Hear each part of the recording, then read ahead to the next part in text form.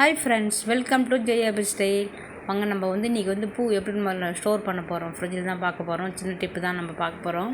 நான் இப்படி தான் எங்கேயும் ஸ்டோர் பண்ணி வைப்பேன், அதுதான் உங்களையும் ஷேர் பண்ணிக்கிறேன். வாங்க,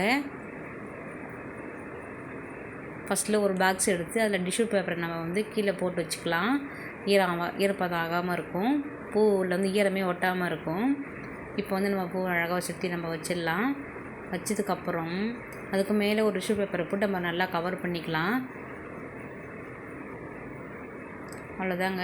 அப்படியே மூடி வச்சுட்டா மேலே இருக்கிற அந்த தண்ணி மூடியில் வருங்களா, அதுவெல்லாம் அந்த மேலே இருக்கிற டிஷ்யூ பேப்பரை உறிஞ்சிக்கும். கீழே வர தண்ணி கீழே வச்சுருக்கிற டிஷ்யூ பேப்பர் உறிஞ்சிக்கிறதுனால ஈரப்பதம் ஆகாமல் பூ நல்லா அழுகி போகாமல் ஃப்ரெஷ்ஷாகவே இருக்கும். சூப்பராக இந்த டிப்பை நீங்கள் ஃபாலோ பண்ணி பாருங்கள். எல்லாம் இப்படி தான் செய்வேன்னு நினைக்கிறேன்.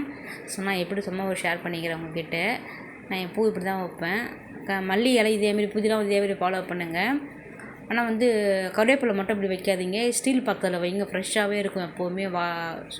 நல்லா ஃப்ரெஷ்ஷாக பறித்த மாதிரியே இருக்கும். அதனால் பிளாஸ்டிக் பாத்திரத்தில் வைக்காதீங்க. கருவேப்பிலையை ஸ்டீல் பாக்ஸில் வைங்க.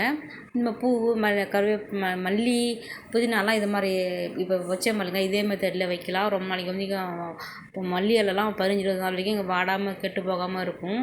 கண்டிப்பாக ஃபாலோ பண்ணுங்கள் மல்லி இலை கூட வைக்கிறதுக்கு.